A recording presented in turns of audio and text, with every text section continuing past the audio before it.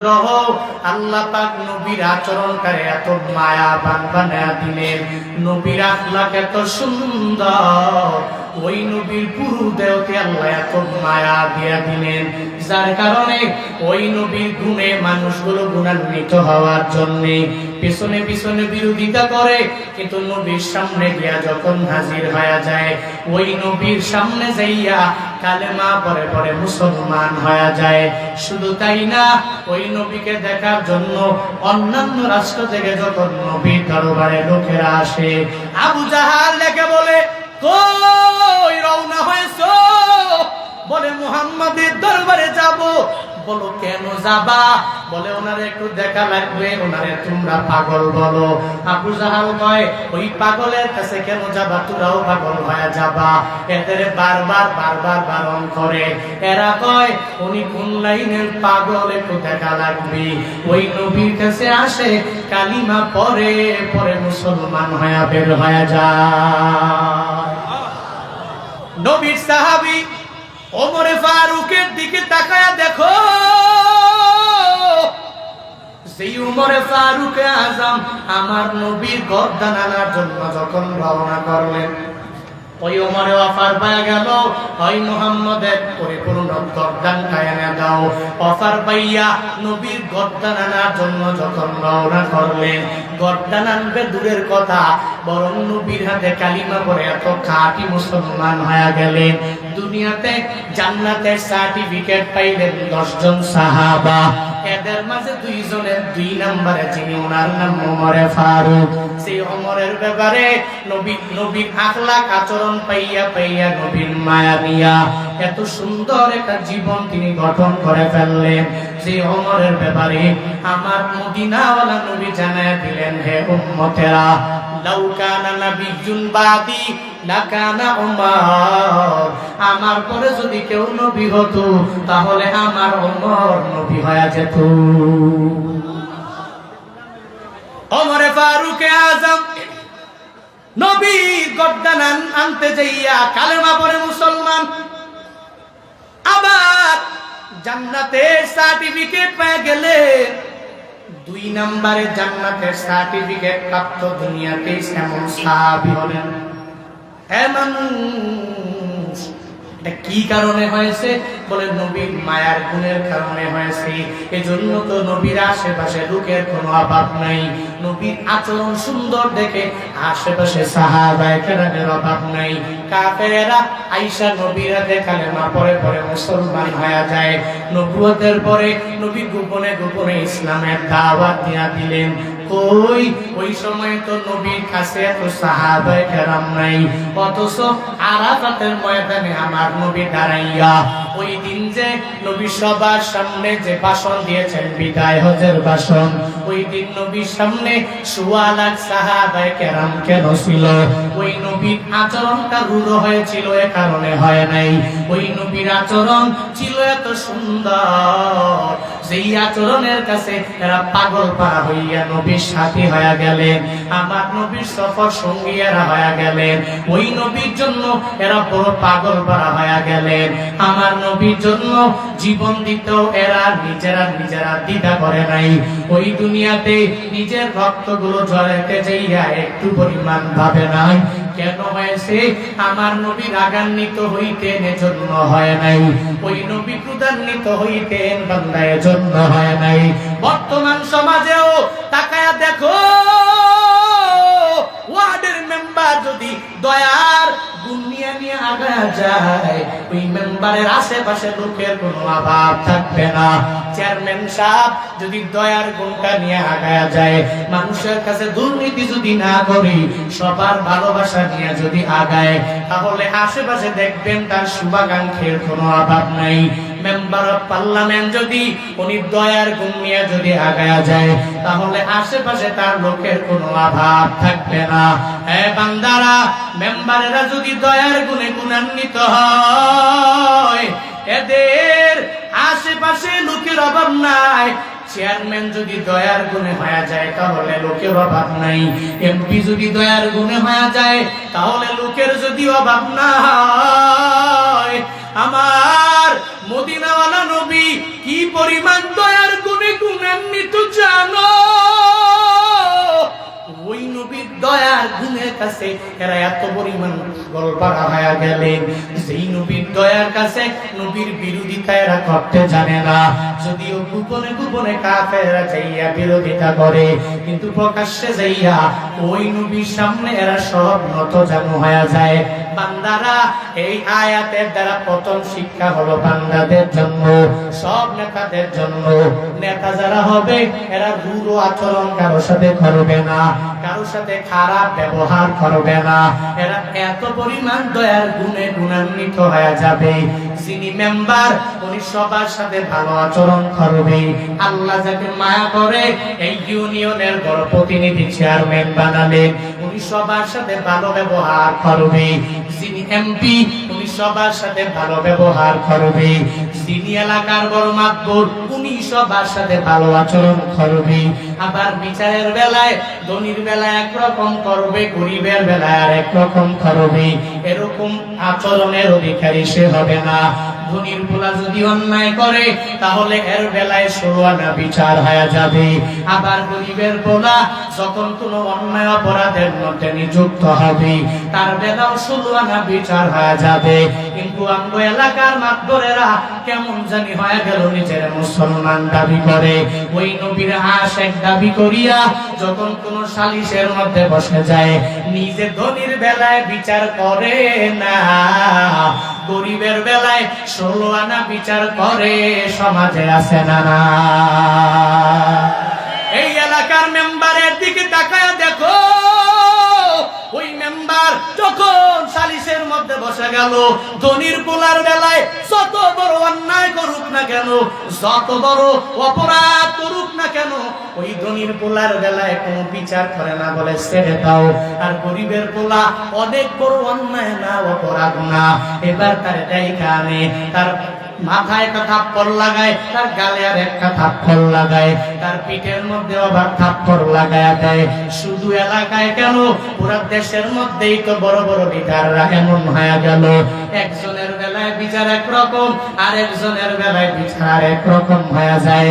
কেমন জানুনি, ওলামায়ে কেরামের সন্তানেরা যখন আলেমের সাথে একটু দেখা করার জন্য, বাবার সাথে মুলাকাত করার জন্য যদি যায়, এরপরেও ওই পোলাকারও বাবার সাথে দেখা করার জন্য সুযোগ দেয় না, মুলাকাতের জন্য বিন্দু মাত্র পরিমাণ সুযোগ দেয় না। আর যারা এদেশে এত পরিমাণ অন্যায় করে, অপরাধকে প্রমোট করে, এদেশের যুব সমাজকে ধ্বংস করার জন্য এরা মাঠে নেমে গেল। এই যুব সমাজ এদের নাটক, মুভি, সিনেমা দেখে দেখে মাদক দ্রব্য সেবন করে।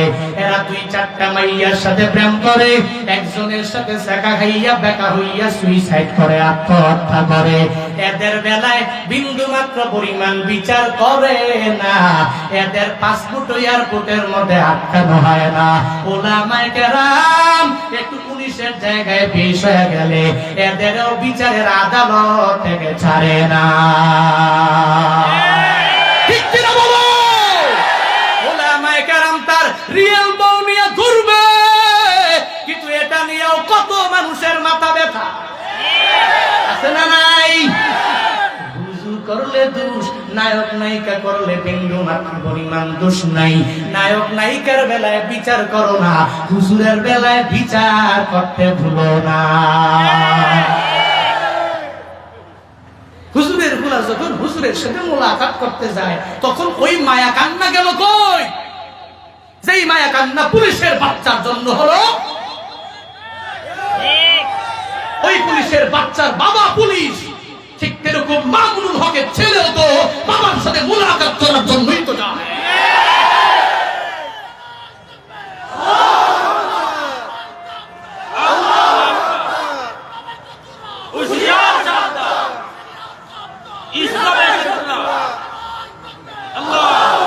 এ বিচার কেমন, এই মায়া কান্না কেমন? একজনের বেলায় 16 আনা আর একজনের বেলায় কম।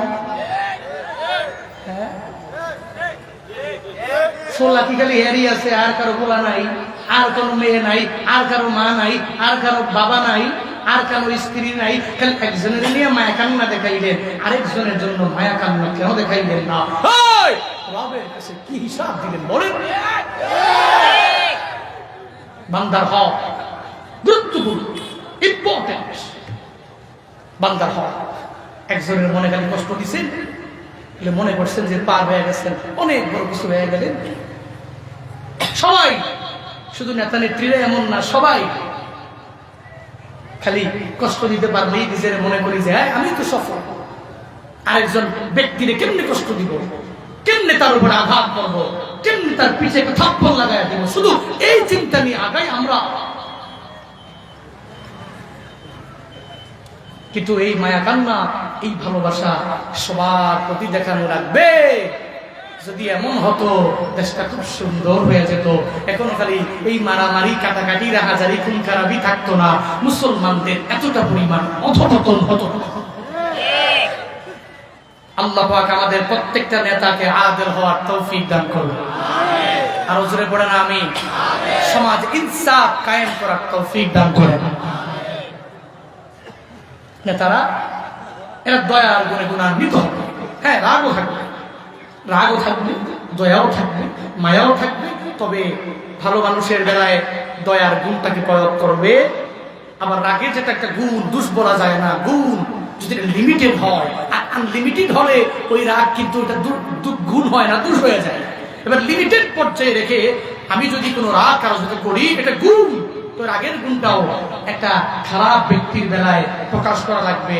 কিন্তু ভালো মানুষের বেলায় আমি রাগের দুষ্টাই বারবার দেখালাম, খারাপ মানুষের বেলায় দয়ার গুণ দেখালাম, তাহলে নবীর গুণে গুণান্বিত কেমনে হইলাম?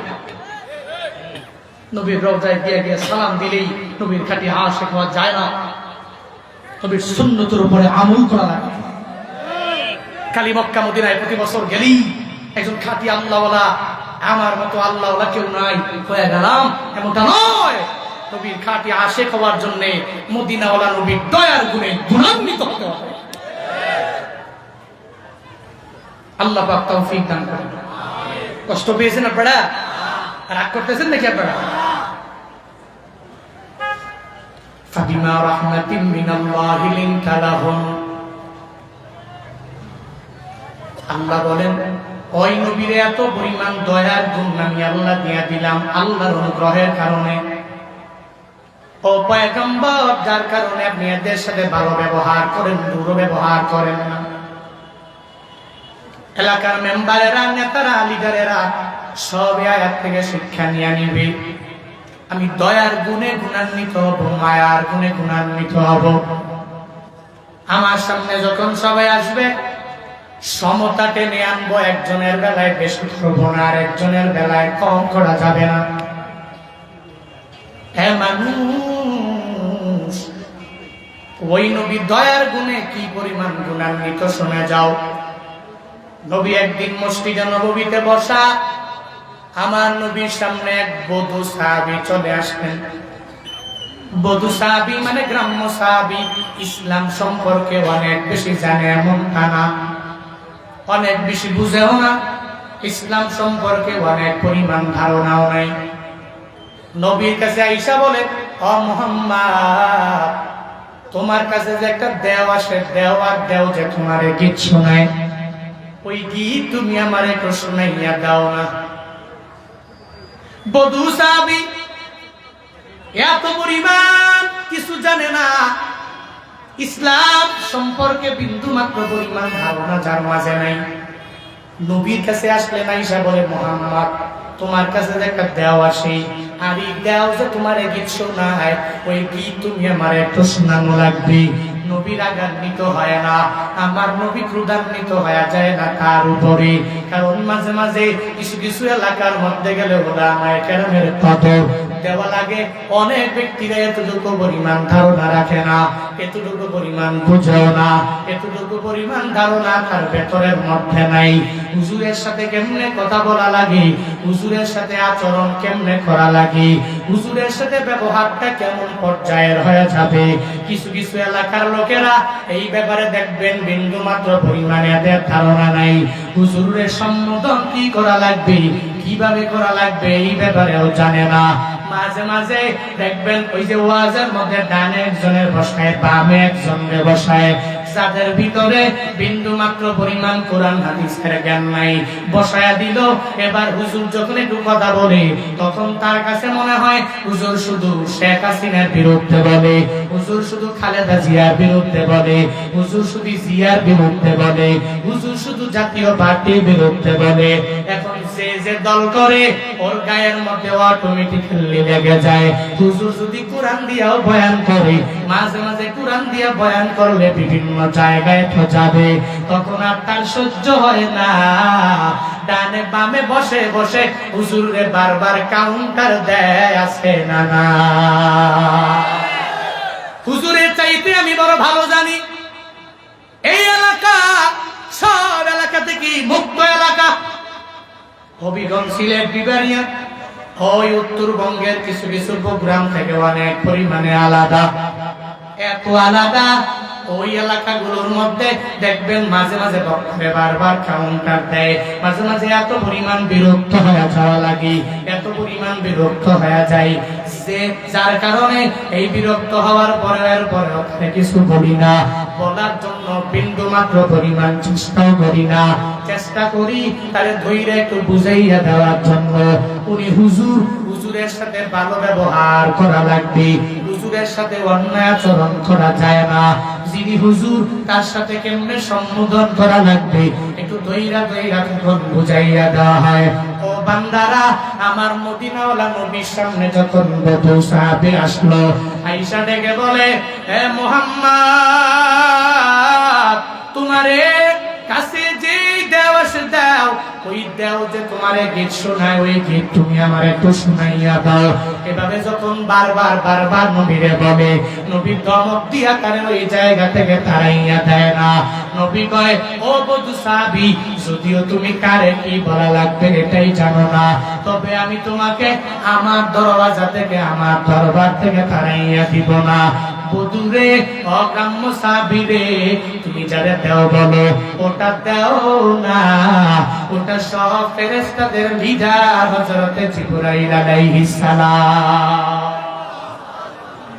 নবী ধমক দিয়ে তাড়াইয়া দেয় না। নবী ডেকে বলে, ও বধূ সাহাবী, তুমি যারা দাও বলো ওটা দাও না, তুমি যারা দাও বলো ওটা সব ফেরেশতাদের লিডার, তার নাম জিবরাইল।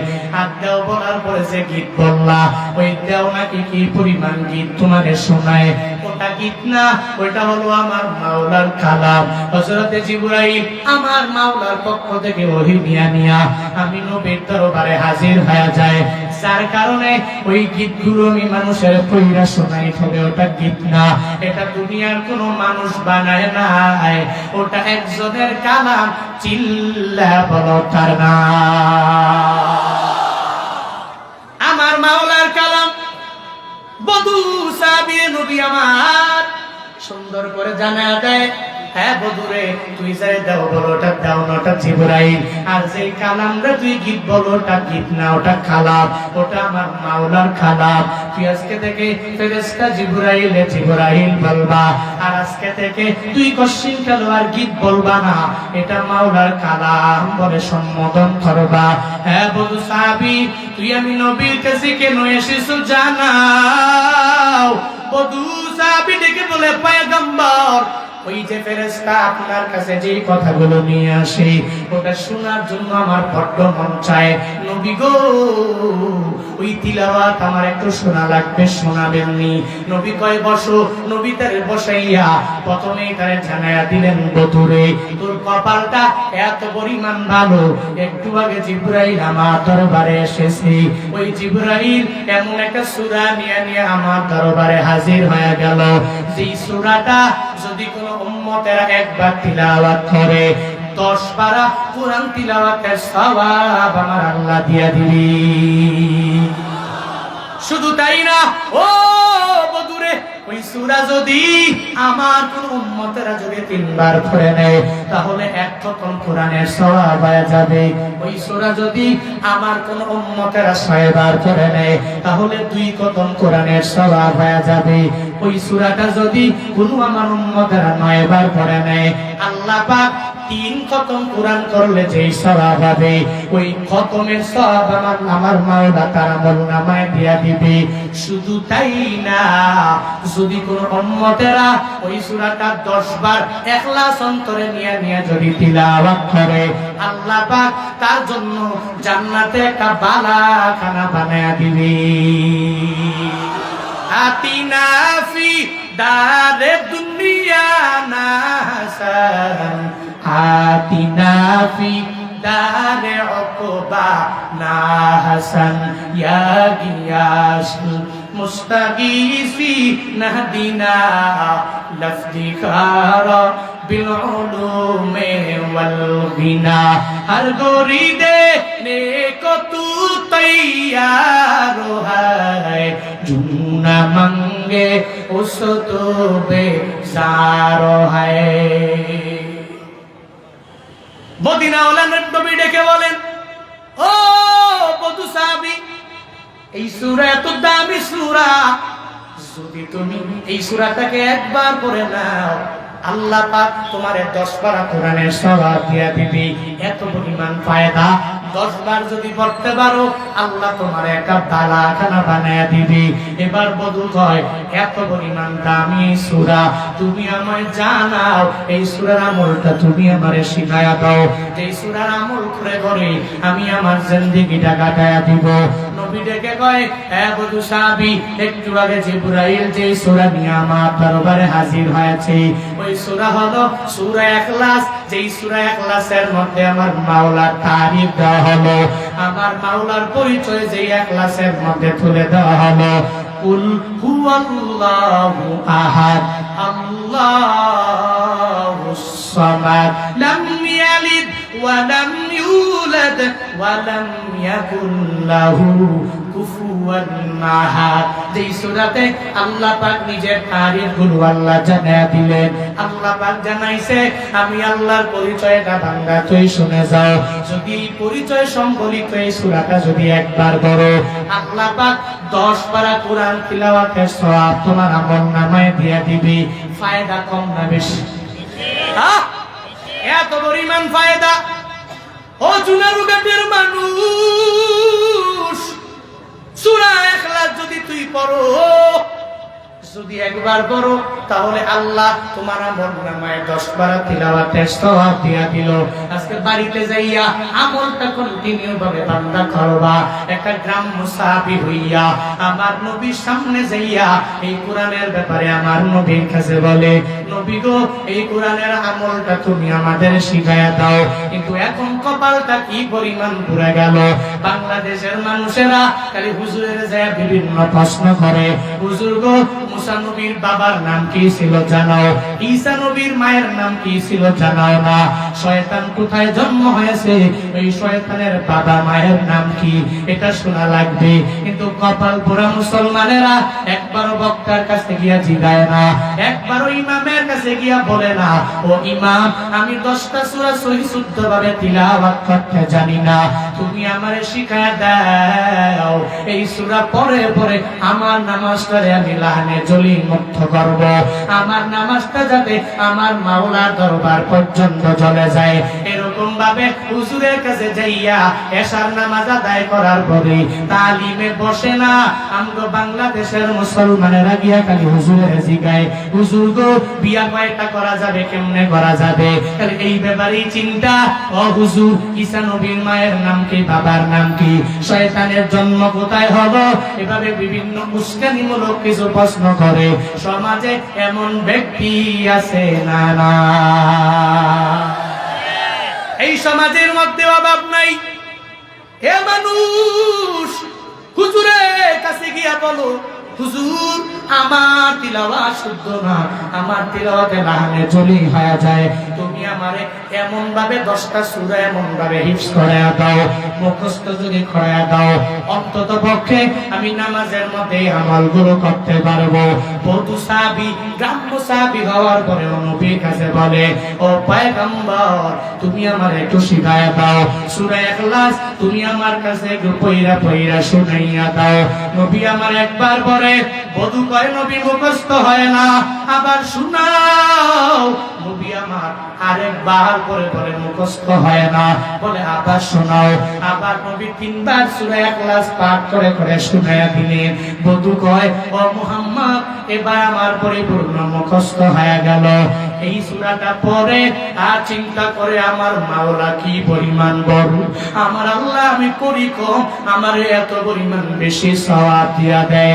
এই চিন্তা করে করে ওই বধূ সাহাবী লাফ দিয়া দাঁড়াইয়া যায়, লাফ দিয়া দাঁড়াইয়া আমার মাওলার এত পরিমাণ বড় বলে, নি'মাল ইলাহু ইলাহুনা, নি'মাল ইলাহু ইলাহুনা, আমার আল্লাহ চাইতে বড় আর ইলাহ দুনিয়াতে হতে পারে না। আমার মাওলা কি পরিমাণ বড়, আমি পড়ি কম, আমার মাওলা আমারে এত দেয়, আমি অল্প পড়ি, আমার মাওলা এত পরিমাণ প্রতিদান আমারে দিয়া দেয়। এই চিন্তা নিয়ে ও বসে থাকতে পারে না, লাফ দিয়া দাঁড়াইয়া যায়। আর আমার মাওলারে বলে, নি'মাল ইলাহু ইলাহুনা, নি'মাল ইলাহু ইলাহুনা, আমার ইলাহ, আমার আল্লাহ এত পরিমাণ বড় ইলাহ, সেই আল্লাহ চাইতে বড় আর কোন ইলাহ হতে পারে না। হতে পারে নাকি? আমার মাওলা কত বড়, বান্দা তুই বড় কম, আমার আল্লাহ দেয় বেশি, প্রতিদানের মাত্রাটা এত পরিমাণ বাড়ায়া দিল। মাঝে মাঝে দেখবেন ওই মানুষগুলো যখন আমলের কথা শুনে, যখন ইমানের বলে বলিয়ান হয়ে যায়, তখন তো নিজেরে ধরে রাখতে পারে না। সাহাবায়ে কেরামের হালতটাও মাঝে মাঝে এমন হয়ে যাইতো। আমার নবী যখন এদের সামনে ইমানের বয়ান করে, যখন আমলের বয়ান করে, তখন এরা নিজের ধরে রাখতে পারে না, সুজা বসা থেকে দাঁড়াইয়া যায়। আর দাঁড়াইয়া আমার মাওলার তাওহীদের স্লোগান জোরে জোরে জোরে জোরে দিয়া দেয়। ও বান্দারা, এখনো বাংলাদেশের যে তেজস্বী ওলামায়ে কেরামরা ইমানের বয়ান করে, যখন জোরে জোরে নাস্তিক মুরতাদের বিরুদ্ধে যখন আওয়াজ দেয়, এত জোরে কথা বলে, তখন মানুষগুলো এমন পরিমাণ ইমানের বলে বলিয়ান হয়ে যায়।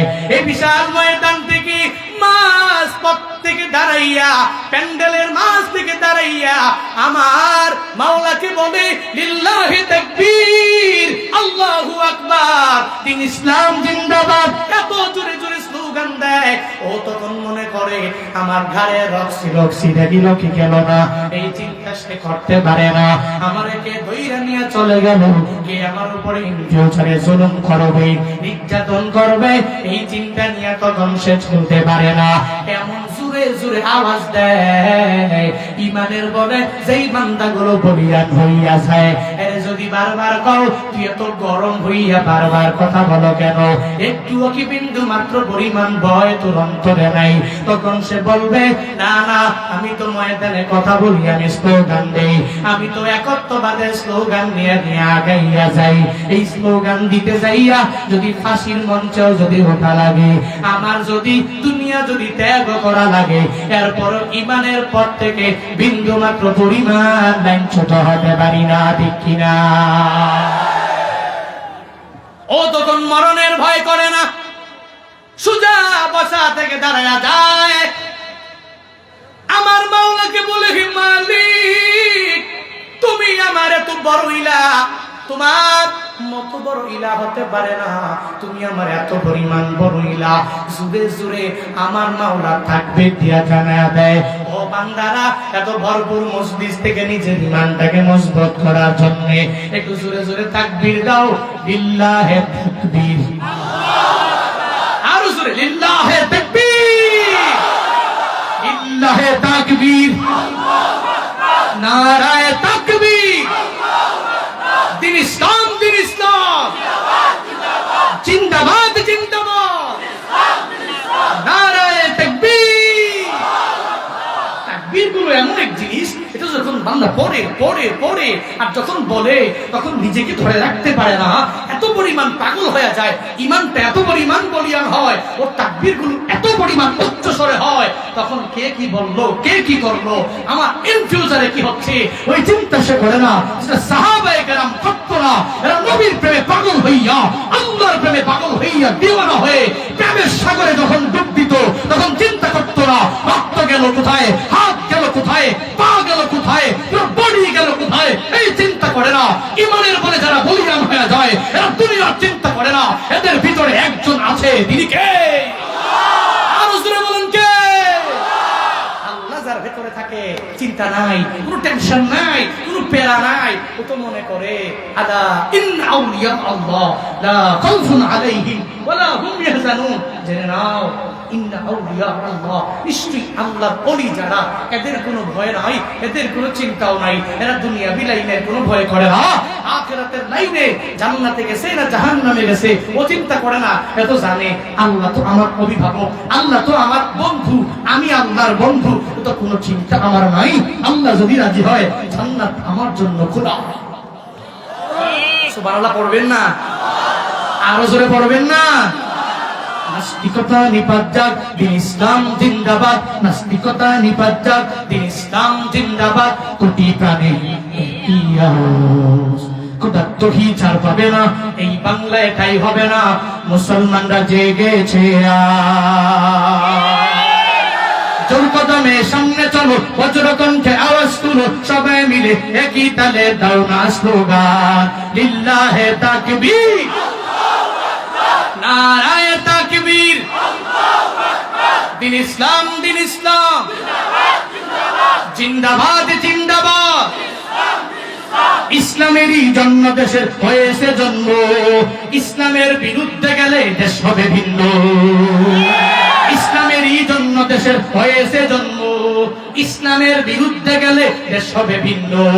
ইসলামের বিরুদ্ধে যারা নিয়েছে অবস্থান, এই বাংলায় ঠাই হবে না, যাও হিন্দুস্তান।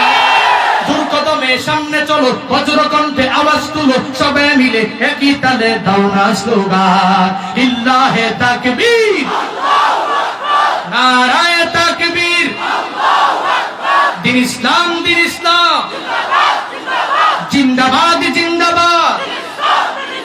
মুসলমানের এই দেশেতে নাস্তিকদের ঠাই নাই, নাস্তিকদের পক্ষে যারা এদের কোনো রক্ষা নাই। মুসলমানের এই দেশেতে নাস্তিকদের ঠাই নাই, নাস্তিকদের পক্ষে যারা এদের কোনো রক্ষা নাই। এই দেশেতে থাকতে হলে কোরআন মানতে হবে, কোরআন না মানবে যারা বিতাড়িত হবে। জোর কদমে সামনে চলো, বজ্র কণ্ঠে আওয়াজ তুলো, সবাই মিলে একই তালে দাও না স্লোগান, লিল্লাহে তাকবীর, নারায়ে তাকবীর, দিন ইসলাম, দিন ইসলাম জিন্দাবাদ, জিন্দাবাদ। আল কোরআনের আলো, আল হাদিসের আলো, লিল্লাহে তাকবীর। কাকে বড় করলাম? কাকে বড় করলাম? আল্লাহ ধর্ম, যে ধর্ম ছাড়া পৃথিবীতে সব ধর্মগুলো আল্লাহর কাছে একটাও গ্রহণযোগ্য নয়। আল্লাহর কাছে যে ধর্মটা গ্রহণযোগ্য, ওই ধর্মের চিন্তা করলাম, ওই ধর্মকে জিন্দাবাদ বললাম। কি গুনাহ হইছে? কথা বলে কষ্ট হইছে? এক রবের তাওহীদের বাণী প্রচার করার তৌফিক আল্লাহ পাক বক্তা শ্রোতা সবাইকে দান করুন। আমিন। সূরা পড়েন আমিন। মনে আসেনি বদু সাহাবী বুঝতে দিছে, বসা থেকে দাঁড়ায় গেছে, ইমান বেড়ে গেছে। আল্লাহ আমার এত বড়, নি'মাল ইলাহু ইলাহুনা, আমার আল্লাহ এত বড় যে আমি করি কম আমাদের দেয় বেশি, আমি পড়ি কম প্রতিদান দেয় বেশি, করি কম পুরস্কার দেয় বেশি। পৃথিবীতে তো মানুষগুলো কিছু কাজ করলে প্রতিদান হিসাবে অল্প কিছু দেয়, আবার মাঝে মাঝে দেয় না, আবার ধমক দেয়, কত কিছু করে। কিন্তু আমার আল্লাহ এত বড় আল্লাহ, আমি আল্লাহর গুণগান গাই কম, আল্লাহ খুশি হয় বেশি। সুবহানাল্লাহ পড়ে না? চিল্লা এখন মারহাবা। দাঁড়ায় গেছে, দাঁড়ায় কয় নি'মাল ইলাহু ইলাহু, আমার মাওলার চাইতে বড় ইলাহ আর নাই। নি'মাল ইলাহু ইলাহুনা, নি'মাল ইলাহু ইলাহুনা, নি'মাল ইলাহু ইলাহুনা। এই চিন্তা নিয়া আল্লাহ যে বড় এটা নিয়ে দাঁড়ায় যায়। ওরে ইমানের পাওয়ারে পাওয়ার দেখিয়া ওই আব্দুর রহমান ইবনে আউফ রাদিয়াল্লাহু তাআলা আন আমার নবীর সামনে হাজির। উনি দেখে বধূ সাহাবী আমার মাওলার প্রেমে পাগল হইয়া সোজা বসা থেকে দাঁড়াইয়া নি'মাল ইলাহু ইলাহুনা, আমার মাওলা এত পরিমাণ বড়, এটা জোরে জোরে চিল্লায়া চিল্লায়া জানায়া দেয়। আব্দুর রহমান ইবনে আউফের মনটা খুশি হয়ে গেল। উনি মনে মনে চিন্তা করে, এই বধূ সাহাবীটা, এরে আমার কিছু দেওয়া লাগবে, হাদিয়া দেওয়া লাগবে। এ আমার মাওলার এত পরিমাণ চিনে গেল, এদের খালি হাতে আমার নবীর দরবার থেকে ফিরাইলে হবে না। মাঝে মাঝে দেখবেন ছোট মানুষ ইসলামী সঙ্গীত এত সুন্দর করে বলে, মানুষগুলো তার পকেট গুলো হাদিয়া দিয়া ভইরা দেয়, গিফট দিয়া ভইরা দেয়। কেন কেন বলে, তুমি ছোট মানুষ, সুন্দর বলতে পারলা, আমরা তোমার কাছে যতটুকু পরিমাণ আশা করেছি এর চাইতে অনেক পরিমাণ বেশি বললা। ধরো তোমার পকেটে হাতিয়া দিয়া দিলাম, তোমার পকেটের মধ্যে গিফট তোমার পকেটে ঢুকাইয়া দিলাম। আমি নিজেও বলা ঠিক না, ছোটবেলায় আমার বাবার সাথে বিভিন্ন বয়ানে যেতাম, যাওয়ার পরে বাবা বয়ানে ওঠার আগে আমারে বলতো যে এই যে এতগুলা মানুষের সামনে গজল কইতে পারবিনি। আমি কই পারবো। তখন মাইকটা হাতের মধ্যে লইয়া 2-3টা গজল ভাবি পারতাম, সুন্দর করে মাইক হাতে লইয়া দিতাম টান, মানুষগুলো খুশি হইয়া পকেটে হাতিয়া দিয়া দিত। দেখতাম এমটি পকেট নিয়া আমি যখন মাহফিলের মধ্যে আসলাম, বাসায় যাওয়ার পরে 2 পকেটের মধ্যে হাদিয়ার কোনো অভাব নাই, প্রায় 2000-3000 টাকা পর্যন্ত হয়ে যেত। মনে মনে খুশি হইতাম, বাবার সাথে গেলাম, গজল গাইলাম, মানুষ বাবা দিয়া দিল, আবার পকেটের মধ্যে হাদিয়া নিয়ে বাড়ি চলে আসলাম, তখন মনটা অনেক খুশি হয়ে যেত। ও বান্দারা, মাঝে মাঝে দেখবেন মানুষগুলো যখন গজল গায়, মানুষগুলো তার যতটুকু আশা করে এর চাইতে বেশি যখন করে ফেলে, আরেকটা মানুষ খুশি হইয়া তার হাতের মধ্যে গিফট দেয়, তার হাতের মধ্যে হাদিয়া দিয়া দেয়। আব্দুর রহমান ইবনে আউফ বলে, ও পয়গম্বর আমার, আল্লাহ পাক আমার এত ধনী বানাইছেন, আমি এত ধনী হয়েছি, এই বধূ সাহাবীরে ফিরে দিতে পারি না। যদি পারমিশন দেন, এই অনুমতি পাওয়া গেলে আমি বাড়ি চলে যাব। আমার একটা গর্ভবতী ওট আছে, ওই গাভীর ওটটা আমি এই বধূ সাহাবীর হাতের মধ্যে দিয়ে দিব। এই গর্ভবতী ওটটা নিয়ে নিয়ে সে বাড়ি চলে যাবে, সুন্দর করে বাকি জীবনটা কাটায়া দিতে পারবে। নবী কয়ে, দেরি নাই আব্দুর রহমান, যাও যাও যাও, বাড়ি থেকে গর্ভবতী উটটা নিয়ে নিয়ে চলে আসবো। আব্দুর রহমান ইবনে আউফ ওই গর্ভবতী উটটা আনার জন্য যখন রওনা, বাড়ি যাওয়ার পরে বউয়ের কাছে যায়, কয়, ও স্ত্রী আমার, ওই নবীর সামনে একটা বধূ সাহাবী আছে, যে সাহাবীরে আমি একটা গর্ভবতী উট দিয়া দিব। বিবি রে, তোমার মতামত একটু জানাও না। আব্দুর রহমান ইবনে আউফের স্ত্রী সঙ্গে সঙ্গে জানায়া দেয়, ও স্বামী আমার, নবীর সামনে থাকা বধূ সাহাবীরে আপনি দিয়া দিবেন, আর আমি বারণ করব, এটা হতে পারে না, পারে না, পারে না, পারে না। ধরেন এই গর্ভবতী উটটা নিয়া বধূ সাহাবীর কাছে গিফট দিয়া দে। জুড়ে পড়েন সুবহানাল্লাহ। আর আমগো বউরে কি কইতো, ওরে খাইছে, সাহস কত বড়, এত কষ্ট করে গরু পালছি আরেকজনের দেওয়ার লেগে, হ্যাঁ, সাহস কত বড় তোমার, এই গরু আমি কষ্ট করে পালছি, এবার গরুর ভিতরে আরেকটা বাচ্চা আইছে, কয়েকদিন পরে 2টা পাবো, একের ভিতরে 2 পরে খাইছে রে। এ সময় এসে দান করতা, কি দানশীল রে, ঠিক কিনা? সব বউরা সমান না, এত জোরে ঠিক করে না, সব বউরা সমান না। মাঝে মাঝে কিছু মহিলারা তো ভালো, খুব ভালো, অনেক ভালো, মাঝে মাঝে কিছু কিছু আবার কইরা যায় এত জাল মার্কা। এ যখন স্বামীর ঘরে আসে, মনে করে স্বামীর যত কামাই সব আমার আর আমার ফোলা ঘর, এতদিন পর্যন্ত স্বামীর বাপমা খাইছে, এখন থেকে স্বামীর বাপমা কিচ্ছু পাবে না, এখন থেকে স্বামীর ভাই বোনেরা কিচ্ছু পাবে না, সব আমার আর আমার ছেলে। যা যা স্বামীর প্রলোভন দেয়, তুমি তোমার আব্বা আম্মারে না দিয়া একটু মাঝে মাঝে আমার আব্বা আম্মারে দিতে পারো না, তুমি তো মনটা অনেক পরিমাণ খুশি হয়ে যায়। বুঝো না কেন, বারবার কেন বলা লাগে? হ্যাঁ, আমগো স্ত্রী সাহাবায়ে কেরামের স্ত্রী কত পরিমাণ ডিফারেন্স, কি পার্থক্য, কত দূরত্ব এদের। পোলা একটা পাইলি কামাই করছে, স্বামী পায়া গেছে, এ মনে করছে আমি সব পায়া গেছি, এবার কয় খালি পোলো বন্ধ, চলো বাপমা ছাড়ো, বাদ দেও, আসো শহরে যাই, গ্রাম ছাড়ি, গ্রাম না খেয়ে ধোয়া লাগবে, আসো খালি বাবা মার কাছ থেকে কিভাবে তাকে বারবার বারবার বারবার খুসাইয়া কিভাবে বাবা মার কাছ থেকে আলাদা করে রাখবে, এই চিন্তা তার ভিতরে থাকে। সর্বাবস্থায় স্বামীকে বলতে বলতে কান পড়া দিতে দিতে দিতে দিতে পাগল করে ফেলেছে। এরকম কিছু মহিলা, এরকম কিছু নারী আমাদের সমাজে আছে না নাই? আরো জোরে বলেন, আছে না নাই? এরকম নারী আমাদের সমাজে অভাব নাই। কিন্তু না আম্মা জানেরা, এরকম করা যাবে না। এমন হবে আপনার আব্বা আম্মা যেরকম আপনার কাছে দামি, আপনার স্বামীর আব্বা আম্মা আপনার স্বামীর কাছে ততটাই দামি করে রাখবেন। যে বাপ মার কারণে সে দুনিয়ার মুখ দেখতে পেরেছে, আসমান দেখেছে, জমিন দেখেছে, সব কিছু দেখেছে। সাবধান আম্মা জানেরা, আমার বোনেরা, কশিন কালেও আপনার স্বামীকে আপনি বারণ করবেন না আব্বা আম্মাকে দেওয়ার জন্য। নিজের পুরো মনটাকে এত উৎফুল্ল রাখবেন, এত মায়া রাখবেন, যা আসবে দিয়া দিবেন। আল্লাহ পাক আমাদের মা বোনদেরকেও দানশীলা নারী হওয়ার তৌফিক দান করেন। আরো জোরে বলেন আমিন। আব্দুর রহমান ইবনে আউফ ছোট্ট শেষ করে দিচ্ছি, উনি গর্ভবতী ওটটা নিয়ে দিয়া দিলেন, ধরো তোমার এটা দিয়া দিলাম। ও খুশি হয়ে গেছে, এবার আল্লাহর কাছে বড় পছন্দ হয়ে গেছে।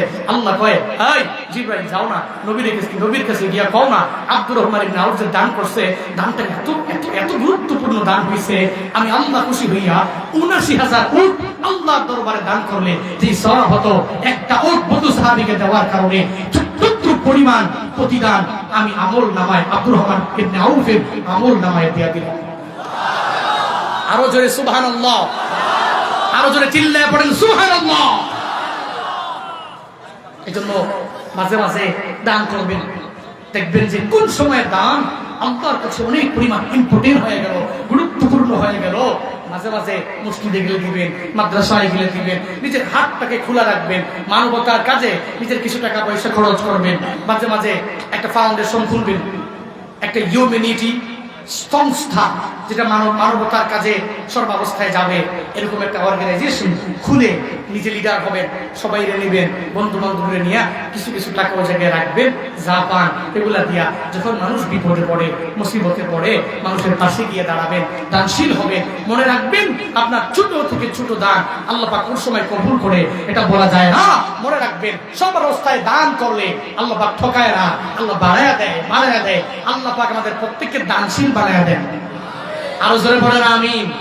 নবী যদি রূঢ় আচরণের অধিকারী হইতেন, তাইলে নবী তারে কইতো, এই বেটা বধূ সাহাবী তুই গ্রাম্য যাও, আমার কাছে এসছো, আবার কও তুই ফেরেশতা দেও কেউ কি গীত কইতাছো তুমি, তোমার ধম দিয়ে তারা দিত। যদি নবী দিত তাহলে সে সূরা ইখলাস শিখতো না, সে আমল শিখে নি'মাল ইলাহু ইলাহুনা এটা বলতো না। আব্দুর রহমান ইবনে আউফ তার চলার পথে চাকাটাকে সচল করার লক্ষ্যে যে গর্ভবতী হোক ওটাও দেওয়া হইতো না। আর এজন্যই তো তিনি রাহমাতুল লিল আলামিন, মায়া দ্বারা ভরা পৃথিবীতে যত লিডার আর যত নেতা, সব নেতার নেতাকে হযরত মুহাম্মদ রাসূলুল্লাহ সাল্লাল্লাহু আলাইহি ওয়াসাল্লাম, যার আখলাক, যার চরিত্র এত সুন্দর ছিল। ও মেম্বারেরা, ও নেতারা, আপনারাও চলার পথে এমন আখলাক নিয়ে চলবেন, এমন চরিত্র নিয়ে চলবেন, নিজেকে এমন বানাবেন যাতে করে আপনার মরণের পরে মানুষগুলো কমেন্টে আইসা আলহামদুলিল্লাহ না বলে, মানুষগুলো ইন্না লিল্লাহ যাতে করে পড়ে। এরকম জীবন গঠন করার তৌফিক আল্লাহ পাক সবাইকে দান করুন। আরো জোরে পড়েন আমিন। এই মাহফিলটা প্রতি বছর হয়, ৮ম বার্ষিক মাহফিল ৭টা হয়েছে। এবার আল্লাহ হায়াতে বাঁচায় রাখলে কেউ বাঁচবো, কেউ মরবো, ৯তম হবে। কে আছে মাহফিলে? অনেক পরিমাণ খরচ হয়, এক্সপেন্সিভ অনেক পরিমাণ। হ্যাঁ হ্যাঁ, জি জি জি জি জি। শুরুতেই কে আছেন কিছু ভাই এই মুতাবাররাক এই মজলিস বরকতে ভরপুর, বড়রা আসবেন, এসেছেন, দোয়া করেছেন, সামনেও বড়রা দোয়া করবেন এবং ইন ফিউচারের প্রোগ্রামগুলোতেও দোয়া করবেন। কে আছেন হুজুর? আমি